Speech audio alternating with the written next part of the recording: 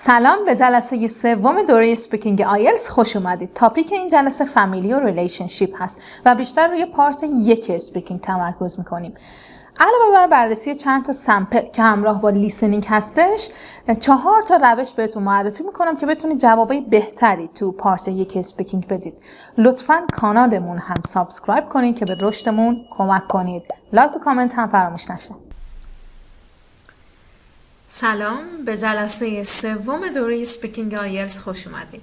خب تو جلسه قبل راجع به تاپیک پیپل صحبت کردیم و تمرکز بیشتر روی پارت 2 اسپیکینگ بود که خب معمولا با describe a person who شروع میشه. این پارت هم حالا کمی مرتبط هست، راجع به فامیلی و ریلیشنشیپ هست، اما بیشتر روی پارت 1 متمرکز هست و حالا گاهی هم پارت 3، اما اغلب سوالای مرتبط با فامیلی، فرندز، ریلیشنشیپ پارت 1 هست. حالا بعضی تاپیک هم که حالا تاپیک فرندشیپ و ریلیشنشیپ ممکنه پارت 3 هم سوالاتی راجبش بیاد. خب من یه توضیح کلی بدم راجع به این جلسه. این جلسه حالا یه سری سمپل رو باز بررسی میکنیم و بعد از اون چند روش رو برای اینکه چطوری جوابتون رو بهتر کنید بهتون معرفی میکنم. حالا این جلسه لیسنینگ های بیشتری داریم چون دوست دارم نکاتی که بهتون آموزش داده میشم آموزش میدم یه خورده تنجبل تر باشه، ملموس تر باشه و با لیسنینگ همراه باشه.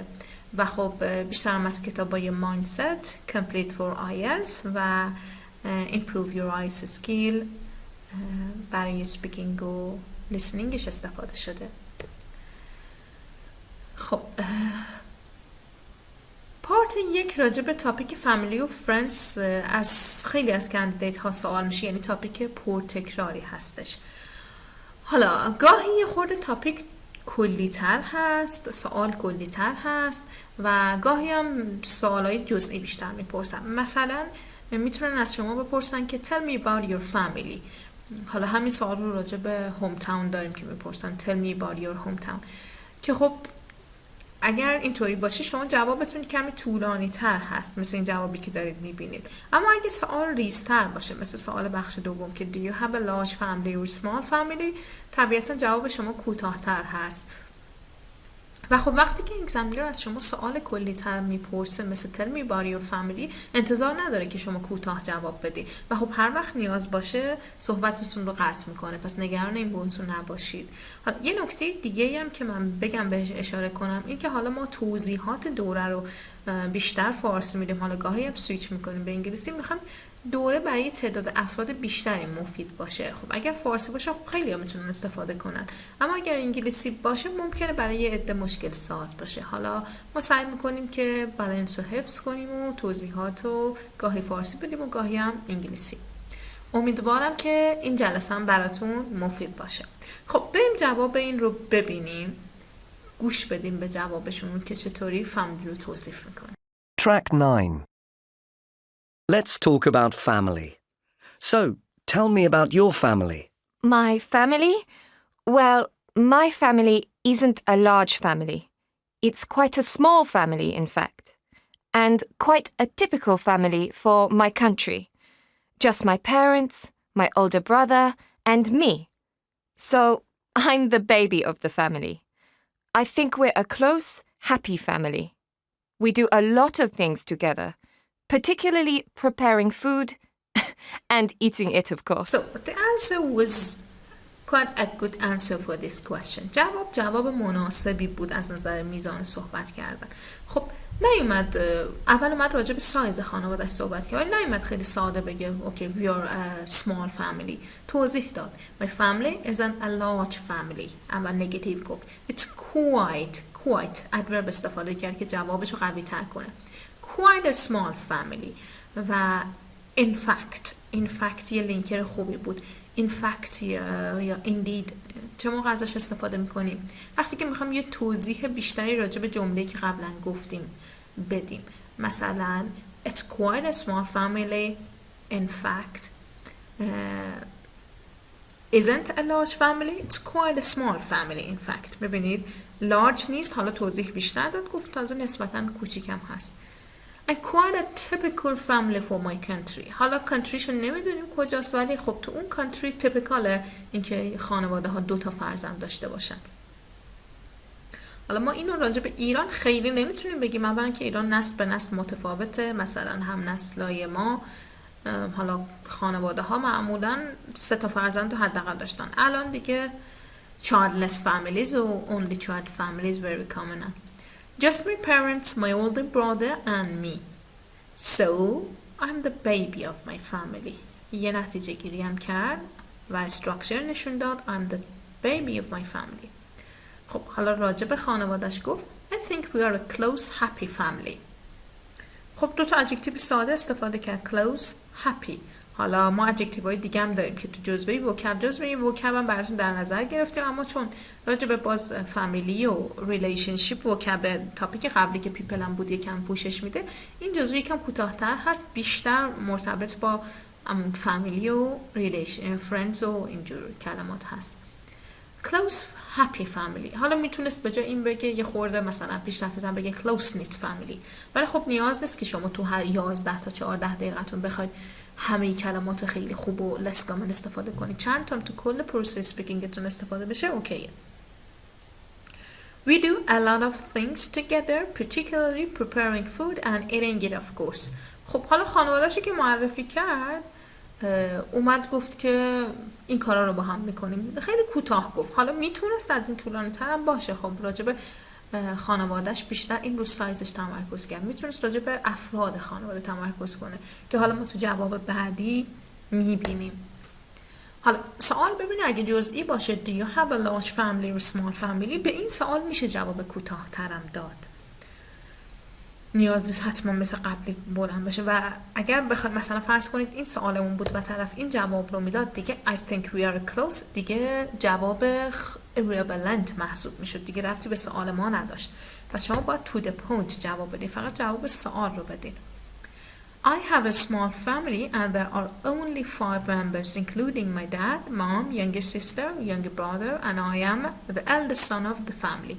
میبینید جواب یه جمله بود، اما یه جمله نسبتا خوب بود، نیامد خیلی کوتاه جواب بده. مثلا Do you have a large family or small family؟ I have a large family مثلا، یا I have a large family we are 5. A small family we are 5. یه خورده بستش داد، گفت small family there are only 5 members including اجزا رو گفت و حتی میبینید که ما فهمیدیم که نسبت بچه ها چطوریه.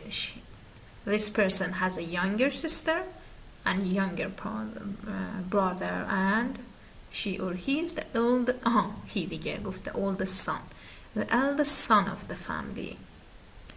خب حالا همین سوال رو همین کاندیدیت به سوال بعدی ببینید چطور جواب میده. Tell me something about your family. خب اینجا دیگه سوال میبینید جواب نسبتاً بلندتر شده چون میگه tell me something about your family. به هر حال چند تا جمله باید بگیم و اگه جوابمون طولانی باشه مهم نیست، اگزامینر خودش هر جا صلاح بدون نیاز باشه کات میکنه. Well, as I said, we have got 5 family members in our family including me. ببینید جواب قبلش رو توی یک جمله خلاصه که as I said. My father is a doctor and my hero. He started talking about his father, what is his father's job, and my hero هم که خب بهش اضافه کرد. My mother is a school teacher and a loving and caring person. میبینید میتونه سن هر کس رو بگه، میتونه شغل اینجا شغلش رو میگه و اینکه مادرش loving and caring. 2 تا صفت خوب استفاده کرد. We love our parents very much. خب حالا رفتیم سراغ siblingsاش. My younger sister is in grade 7 and she has got all the crazy and creative ideas and she shares most of her secrets with me.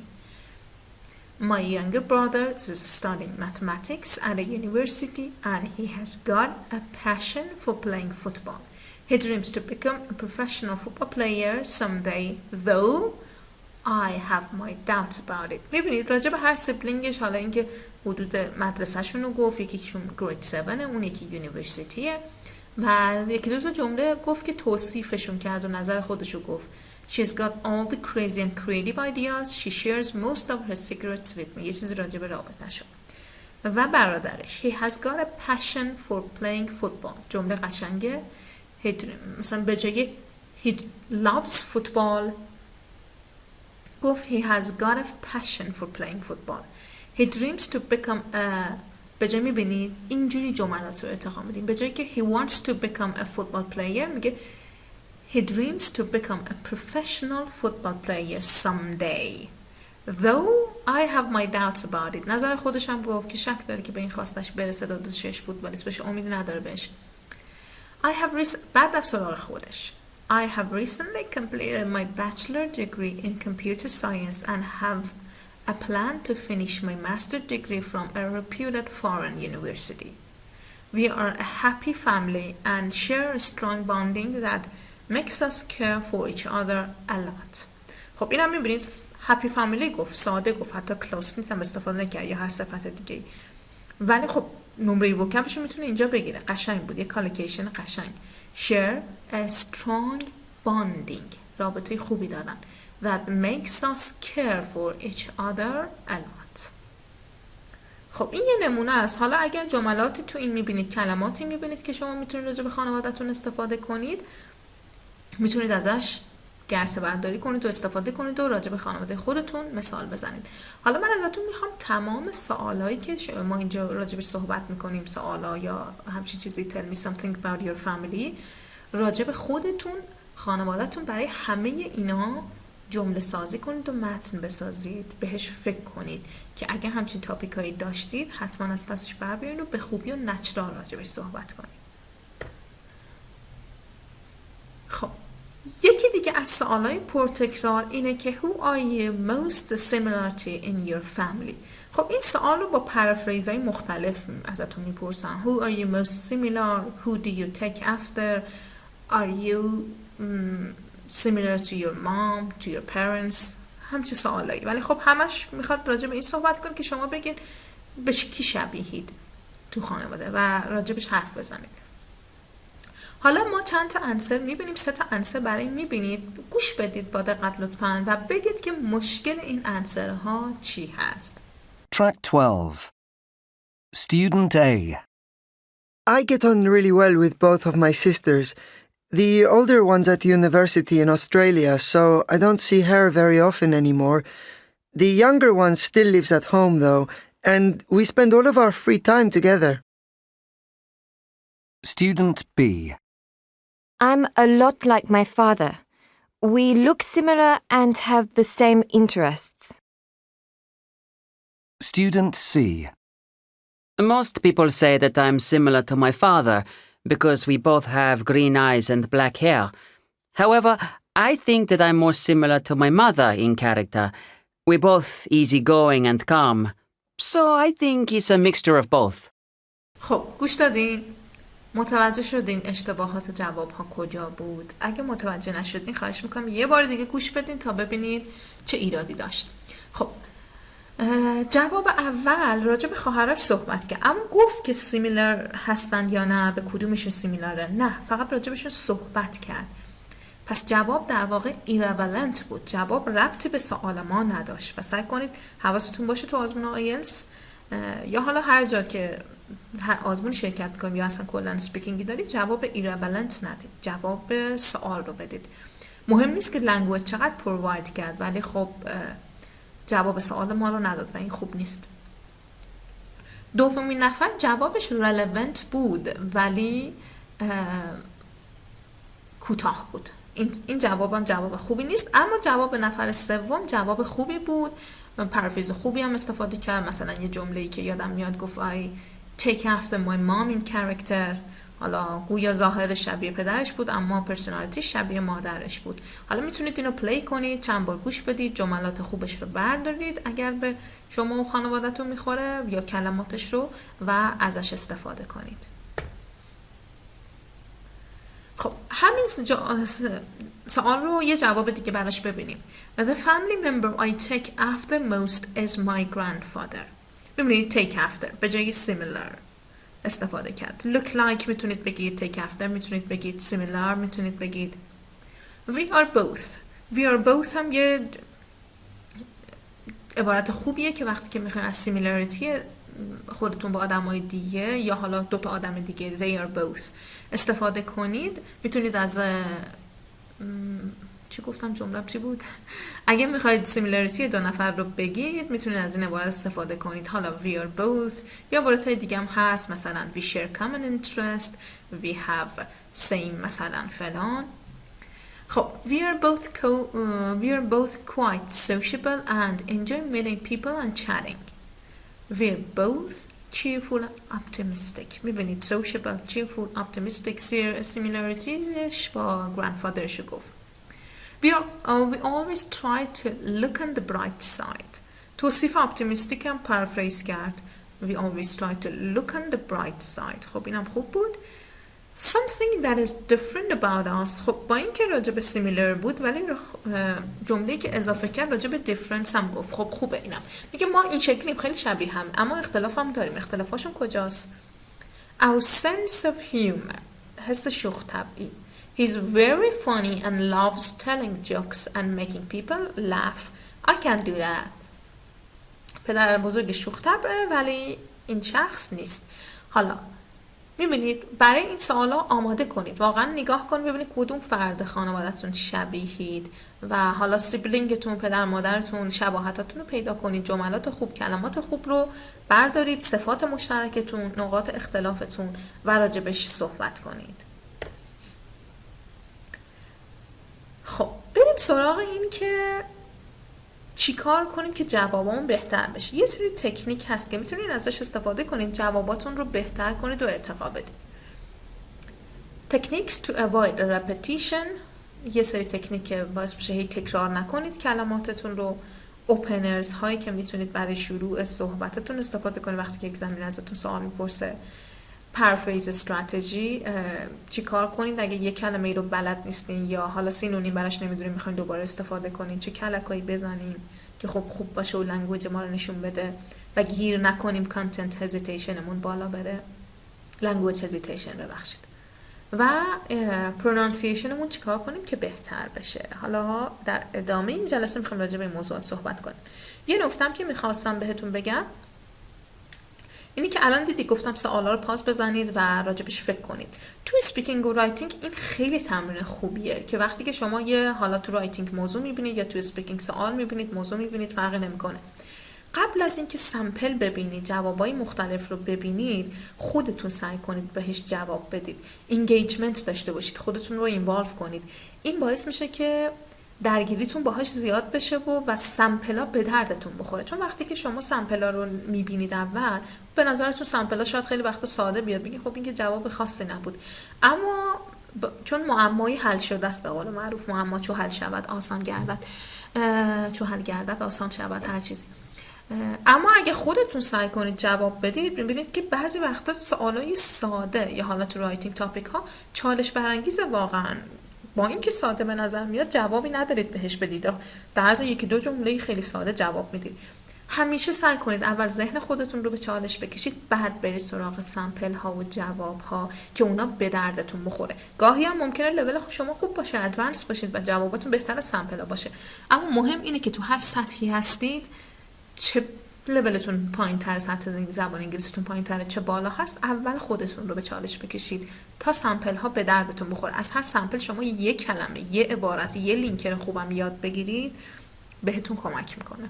مثلا ممکنه اصلا ایده شما شبیه ایده سمپل باشه، بعد نگاه کنید بگید این چه قشنگتر گفت، با این لینکر چه خوب بود. خب حالا ما دو تا ریسپانس رو الان گوش میدیم. سوال اگزمینر رو ببینید. Do you think it's important for friends to have similar personalities؟ که حالا این بیشتر این ممکنه پارت یک باشه وقتی که تاپیک راجع به فرندز باشه، اما بیشتر تیپ سوال شبیه سوالای پارت 3 هست که ابسترکت تره، چون راجع به خود شخصی نیست، راجع به نظر شما راجع به فرندشیپه که حالا اگه دو تا آدم شبیه هم باشن خوبه اصلا تو فرندشیپ یا نه. دو تا جواب رو گوش کنید، بگید کدوم این جوابا بهترن. ببخشید گوش دادن نیست، read، بخونید، یادم رفته. No, I don't think it's important for friends to have similar personalities. It would be very boring and predictable if friends all had the same personality. I think sometimes the most interesting relationship are the relationships between very different personalities. People sometimes assume that relationships between different personalities can lead to arguments, but they don't have to lead to arguments. For example, one personality could be quite sociable, whilst the person's friend isn't sociable. But together, the two friends' personalities can make a good balance. خب اگه با دقت خونده باشین یا گوش داده باشین متوجه شدید، به قول معروف دوزاریتون افتاده. حالا کندیدیت بیان بخونیم. No, I don't think so.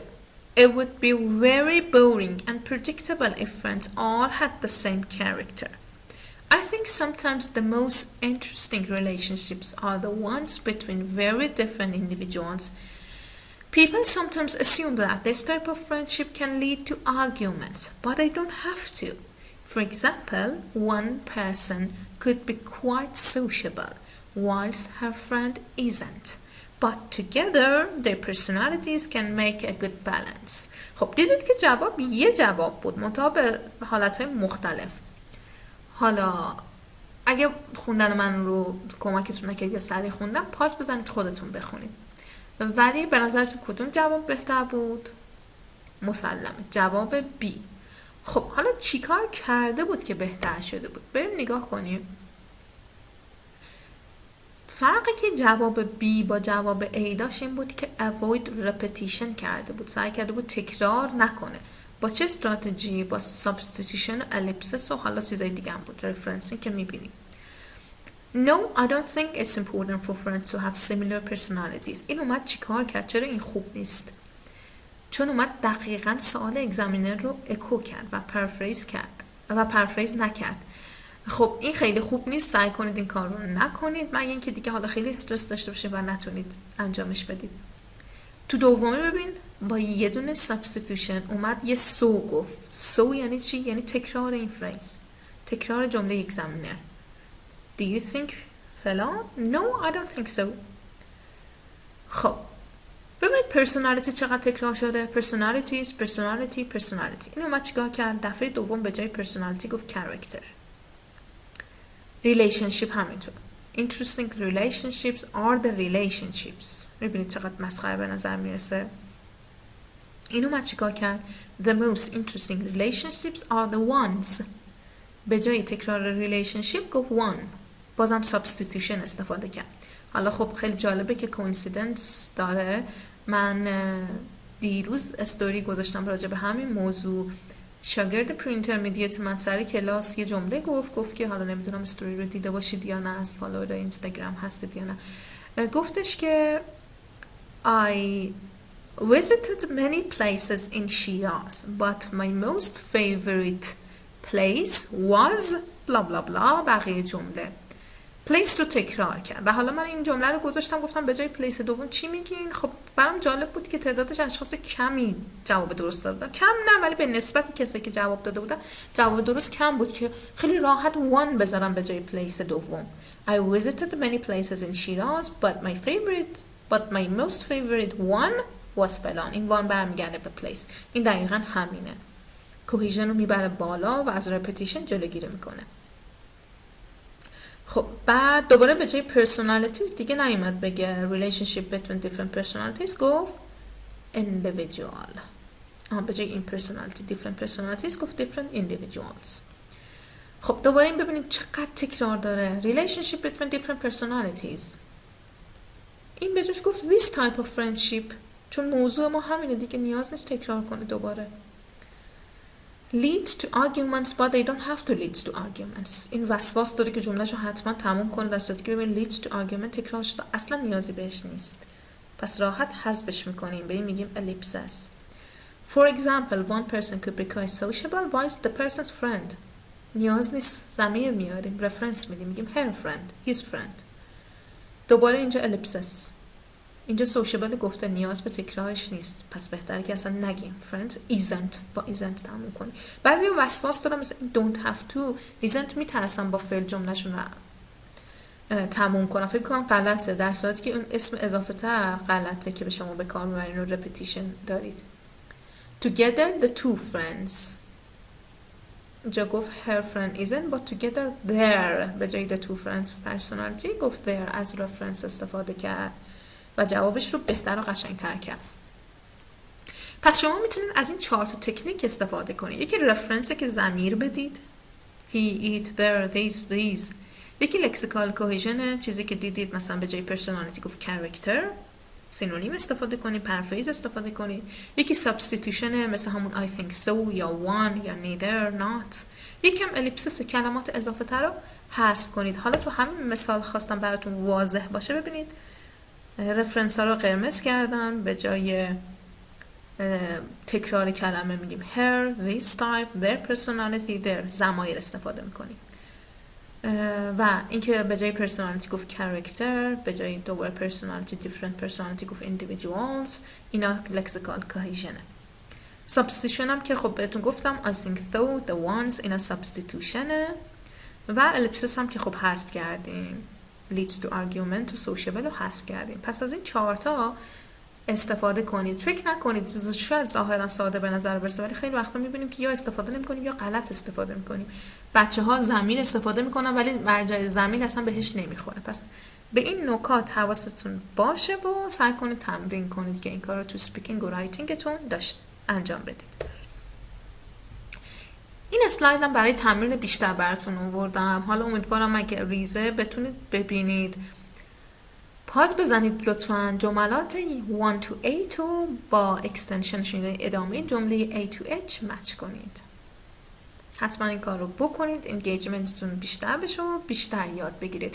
اگه فقط صرف بیننده باشید و فقط نگاه کنید خیلی مثمر ثمر نیست براتون. پس خواهش میکنم که یکم همکاری کنید.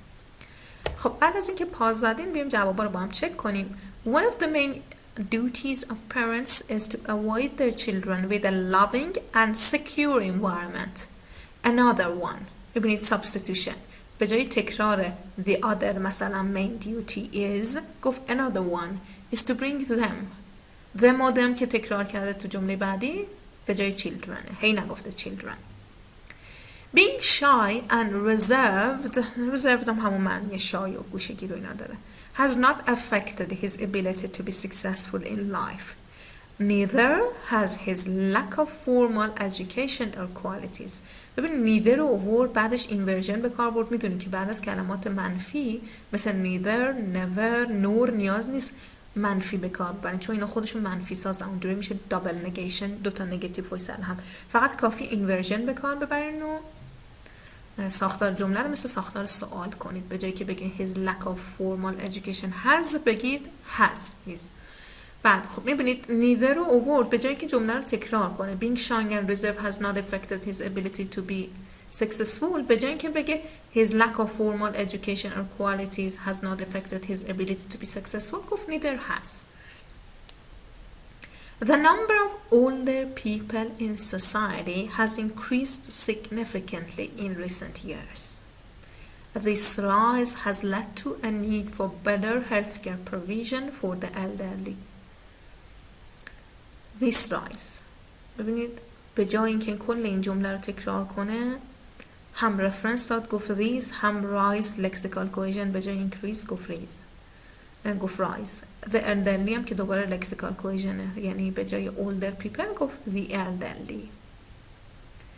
Growing up bilingual can bring many career and educational advantages for children but it can also. it به چی برمیگرده؟ رفرنس داد به جای growing up bilingual. there هم که خب برمیگرده به individuals دیگه. children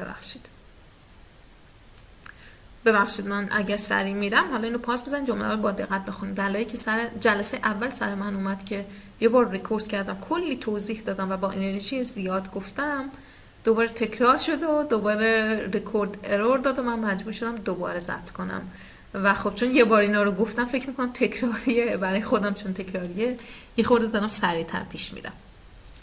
امیدوارم دیگه خیلی سریع نباشه و که متوجه بشی همه رو.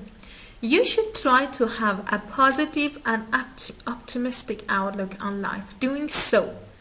به جای اینکه بگه having a positive and optimistic outlook on life can allow you of doing so. Substitution. Watching too much television can have serious consequences for young children.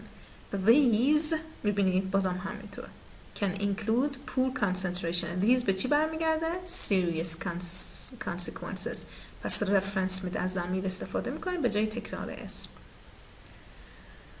which may affect their هم که خب برمیگرده به children واضحه. میبینید پیدا کردن مرجع ضمیر اینجا اصلا سخت نیست، با یه نگاه سریع میفهمید these برمیگرده به serious consequences و their به children. وقتی سخت میشه شما نمیتونید مرجع ضمیرتون رو پیدا کنید، بدونید که خیلی به جا به کار نبردین. Some people think that it is important to give money to help poor people overseas, but I believe such a view. view چیه؟ به جای تکرارش it is important to give money, giving money to help poor people اومده گفته such a view به همین سادگی. My grandparents had a great influence on me as I was growing up and continue to do so. To do so. Substitution. به جای چی؟ به جای have a great influence on me. To do so, even though they هم که برمیگرده به grandparents are both in their 80s. خب اگه اینا رو بلد بودین براتون حوصله سربر بود، عذرخواهی میکنم، چون بالاخره بعضیا هستن که بلد نیستن. اگه هم بلد نبودید سعی کنید تمرین کنید و تکرار کنید. ما در همین حد خب میتونیم معرفی کنیم، چون نمیخوام دیگه خیلی بورینگش کنیم. خب avoiding repetition راجبش حرف زدیم. بریم سراغ تکنیک بعدی که بتونید جواباتون رو باهاش بهتر کنید و بست بدین که اوپنر ها هستن.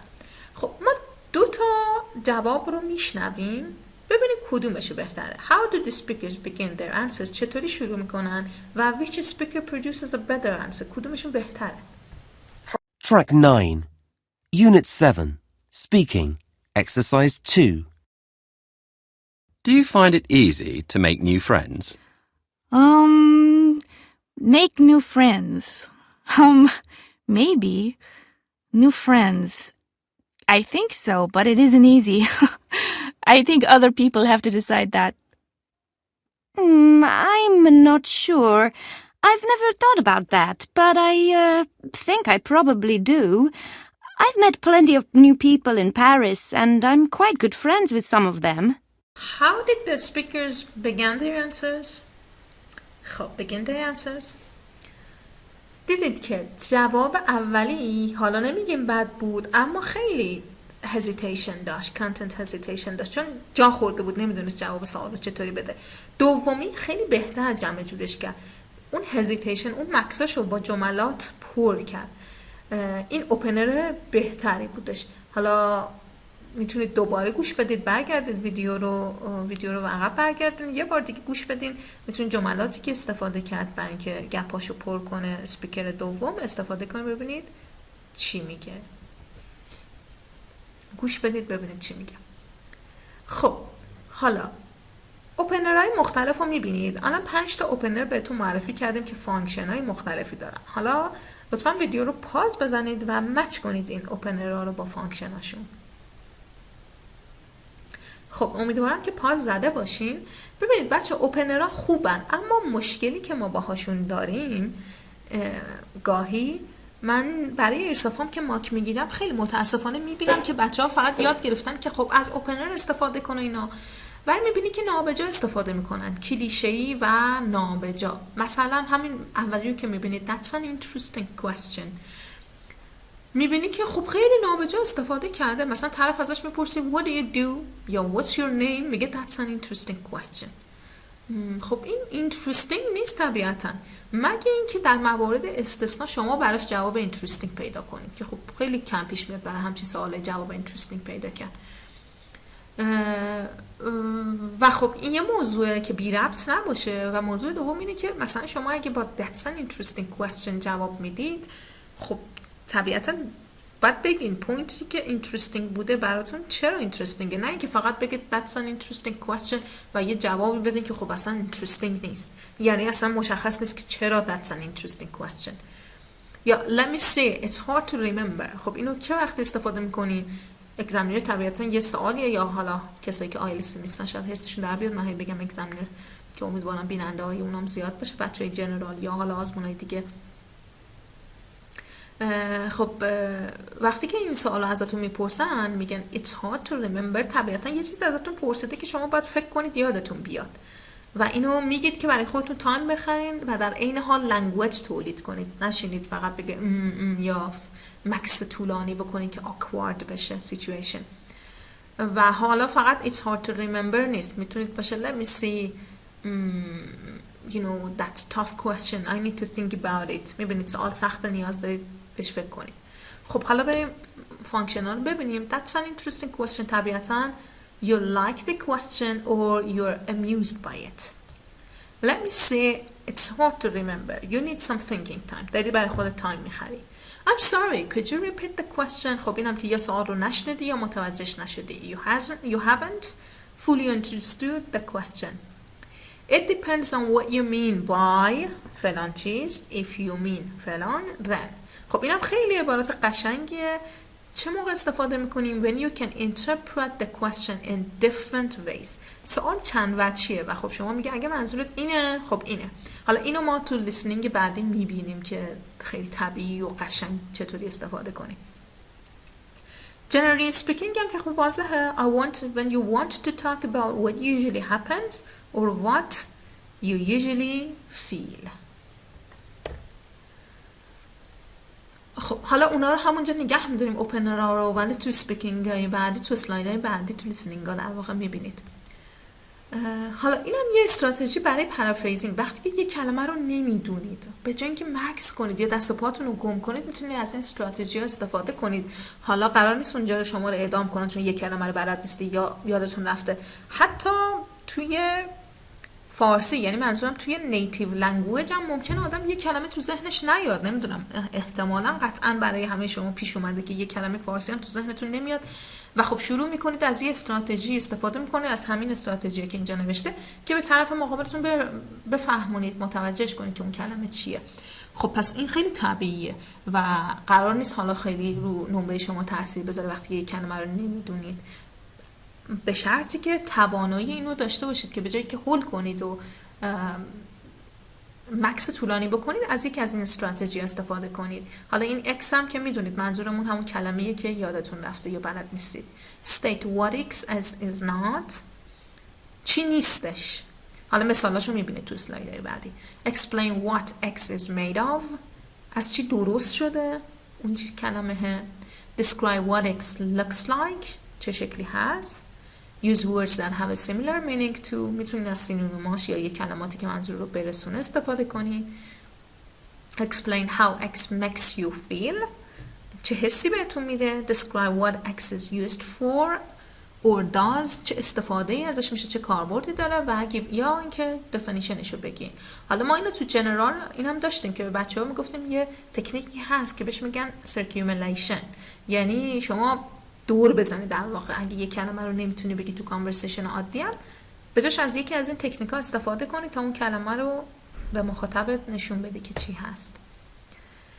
خب حالا یه لیسنینگ نسبتا طولانی براتون پخش میکنم. حالا صرف نظر از لهجهش که شاید به نظر لهجه خیلی قشنگی نیاد، ولی خب از نظر تلفظی هیچ ایرادی نداره.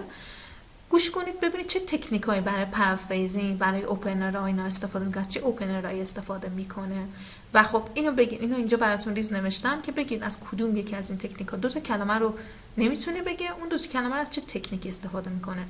حالا ازتون میخوام که این لیسنینگ رو حتی چند بار گوش بدین، به اوپنراش دقت کنین، به پرافریزش دقت کنین. Track 10, Unit 7, Speaking, Exercise 5. I'd like to talk about your family now. Do you come from a large or small family? Oh, my family's pretty big. I've got 3 brothers, one's older than me, and the other 2 are younger. They're 10 and 13. And I've got 2 sisters as well. They're both older than me. Karen's 25 this year, and Corinne's 28. She's just qualified to become a doctor. When did you last visit relatives? Relatives? Let me see. It's hard to remember. Most of my relatives live near us in the what's the word? They live in a busy area around the city. Not in the center where we are. And so we meet up in the city if there's a birthday or something. I guess I visited my aunt about a year ago. خب من یه پاز بزنم که خیلی طولانی نشه. خب این جمله اولی بود که استفاده که برای کلمه‌ای که بلد نیست. Most of my relatives live near us in the what's the word? They live in a busy area around the city. Not in the center where we are. از کدوم تکنیک استفاده کرد؟ State what X is not از این تکنیک، چون گفت که not in the center. حالا راجع به چی میخواد صحبت کنی؟ کلمه‌شو حد زدین؟ آفرین اگه حد زدین. suburb countryside suburb میخواد صحبت کنه. خب بریم بقیه‌شو ببینیم. یه اوپنر خوبم استفاده کرد دیگه، اگه یادتون بیاد گفت let me think let me see. اونجایی که سوال پرسید بذارید یه بار بزنم عقب. Most of my relatives live there. When did you last visit relatives? Relatives? Let me see. It's hard to remember. میبینید چه به جا استفاده کرد. Let me see. چقدر طبیعی. It's hard to remember. یادش نمیاد آخرین بار که فامیلاشو دیده. Most of my relatives live apartment.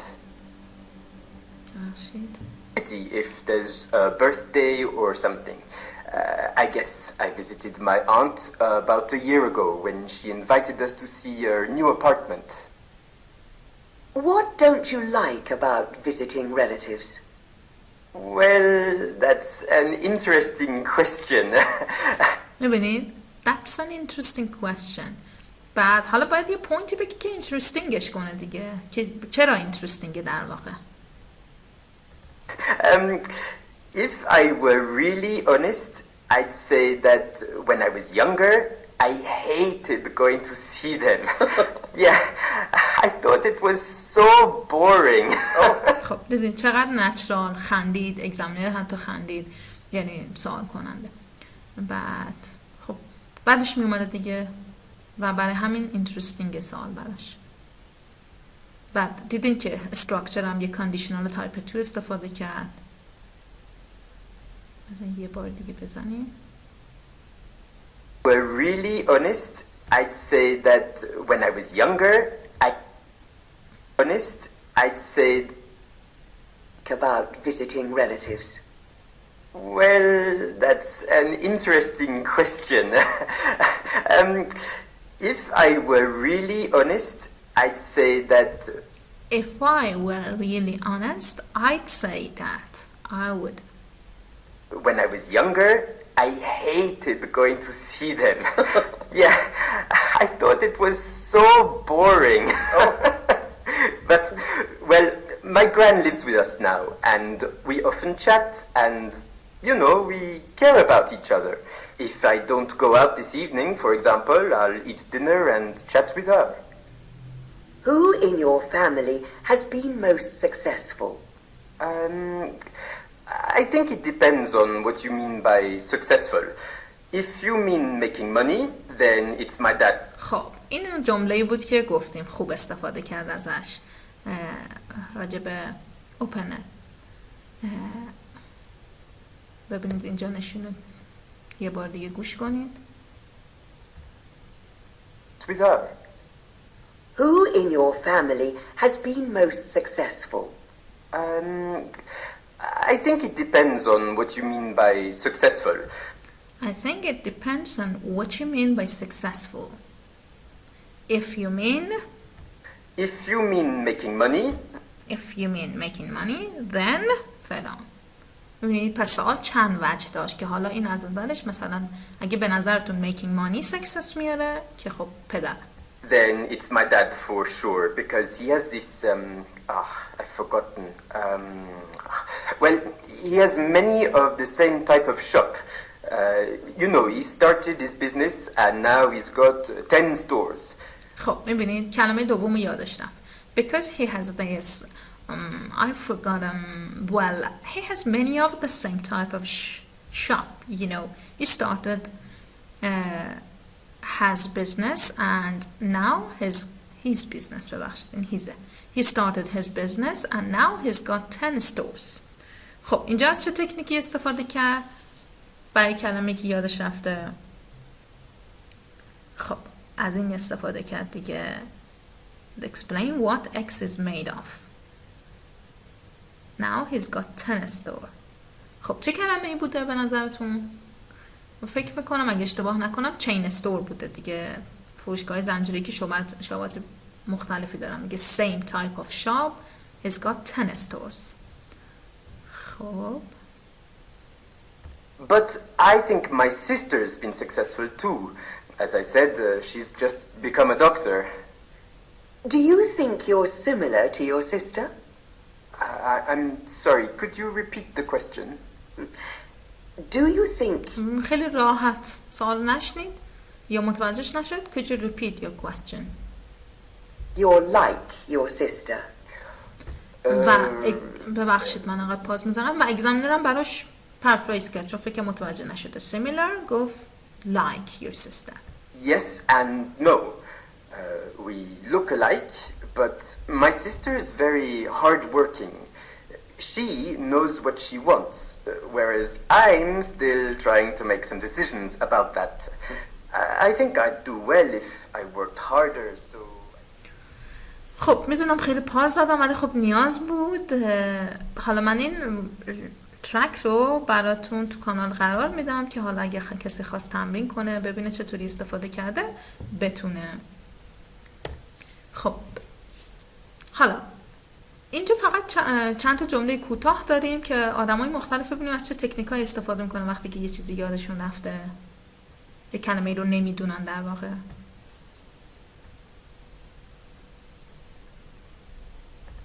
Track 11, Unit 7, Speaking, Exercise 8. 1. The one I like best is, well, it's quite big and it has different speeds so that you can go faster or slower, you know? And it's great because there's also a TV screen on each machine, so you can watch and listen to some program at the same time. It makes it much easier. 2. I've got 2 brothers. The youngest one is still at school. He's got 2 more years there. And my oldest brother is, I don't know the word in English. He's a doctor who looks after animals. 3. I've got quite a few hobbies, I guess. I like playing the guitar and singing, though I'm not very good at either. I also like drawing, but I don't draw typical things, you know, like scenery or people. My pictures are, well, they're not things you recognise from real life. 4. I often go to visit the park in my city because it's very beautiful and, let me see, it makes me feel, what's the word? Well, like I don't have any problems, which is good for my health. اوکی. امیدوارم که تونسته باشید جواب بدید. اگر نتونستید میتونید دوباره گوش بدید و ویدیو رو پاس بزنید، دوباره گوش بدید، برگردید عقب که تکنیکا رو بتونید حدس بزنید. خب نفر اول که تردمیل رو داشت صحبت میکرد و describe what it looks like، ظاهرش رو توصیف کرد. نفر دوم هم که برادرش که وت بود و میخواست توصیف کنه definition وت رو گفت، doctor of animals. نفر سوم هم که هنرمنده بود که میخواست بگه نقاشی‌های من چه شکلی هن، کلمه‌ای که نقاشیاشو توصیف کنه پیدا نمی‌کرد و به جاش چی نیستن رو میگفت، not scenery, not people. و نفر آخر هم که فیلینگشو گفت، مثلا کلمه‌ای که دنبالش میگن چه چیز شبیه carefree بود، اینکه تمام مشکلاتت یادت میره، حس میکنی که تمام مشکلاتت یادت میره. خب حالا باز این ترک ها رو براتون میذارم، اگه به دردتون میخوره نگران نباشید، میتونید ازش استفاده کنید، اما حتما تمرین کنید. استراتژی های خوبی بود. خب بریم سراغ روش و تکنیک آخر که پرونانسیشن هست. حالا خیلی ها مسلطن روی پرونانسیشن، برای بعضی ها مشکل دارن. اولین چیزی که حالا ما سعی میکنیم تو جلسات مختلف اینو بگیم، مثلا یه جلسه نگیم فقط پرونانسیشن بگیم، میبینیم پخشش میکنیم تو دوره نکات رو، مثلا دوره هایی که تاپیک سبکتری دارن مثل این جلسه میتونیم روی این تکنیک ها مانور بدیم. حالا جلسه پیشم بهتون گفتم هر جلسه سعی میکنیم یه سری نکات رو بهتون بگیم که حالا خسته کنندم نباشه براتون، امیدوارم که نباشه.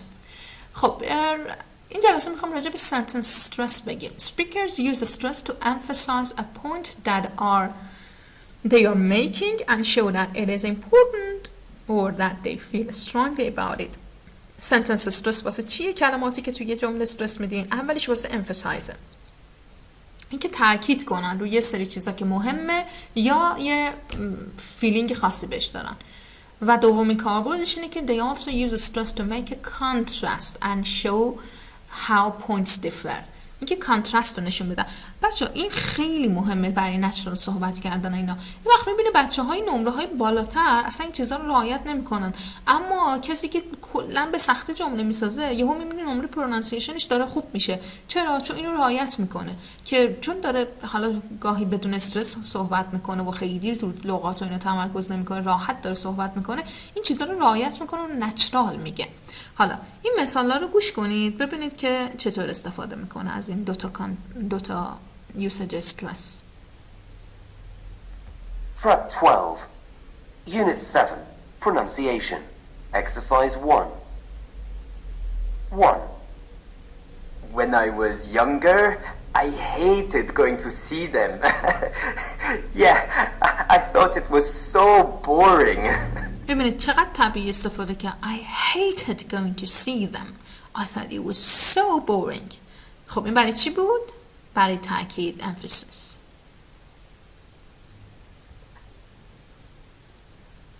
2. My sister's very hardworking. She knows what she wants, whereas I'm still trying to make some decisions about that.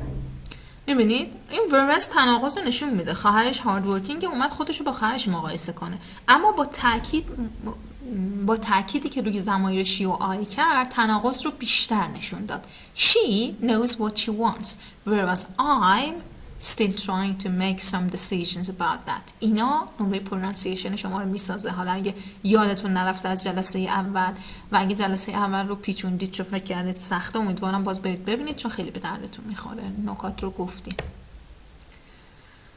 خب حالا من از شما میخوام که من لیسنینگ رو براتون پلی میکنم، بگید که کلماتی که استرس داره توی جمله رو خط بکشین و بگین که کدوم برای امفسایزه، کدوم برای کانترسته. Track 13, Unit 7, Pronunciation, Exercise 2. 1. Being an only child has its advantages. I mean, I get all my parents' attention. 2.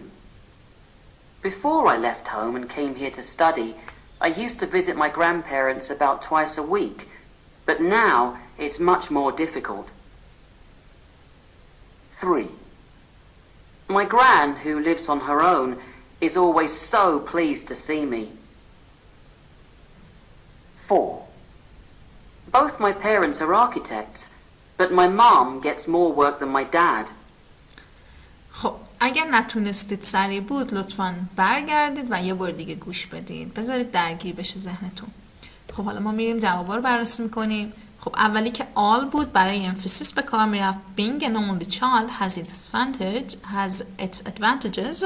I mean I get all my parents' attention. میبینی برای تاکید all نه some all. دومی چی بود؟ Before و now برای contrast.